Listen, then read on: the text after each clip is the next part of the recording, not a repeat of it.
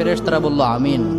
রেগে মেগে আপনি আপনার মেয়েকে বললেন জীবনেও তোর কপালে স্বামীর ভাত জুটবে না, ফেরেশতারা আবারও বলল আমিন।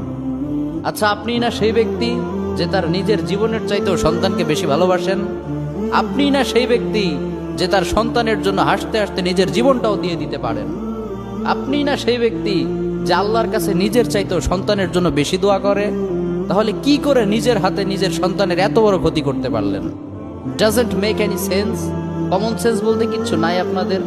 আপনারা কি জানেন না আপনাদের রাগের মাথায় বদদোয়া করাগুলো ফেরেশতারা আমিন বলে? দাওয়াতুল ওয়ালিদ আলা ওয়ালাদি, বাবা মা তার সন্তানের জন্য যেই দোয়া করে সেটা ভালো হোক কিংবা বদদোয়া হোক, আল্লাহ সেটাই কবুল করে নেয়। এজন্য খবরদার, নেভার কার্স ইউর চিলড্রেন।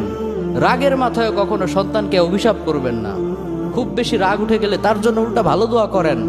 কাবা শরীফের একজন ইমাম আছে, ইমাম আল কালবানি, তার মায়ের যখন প্রচন্ড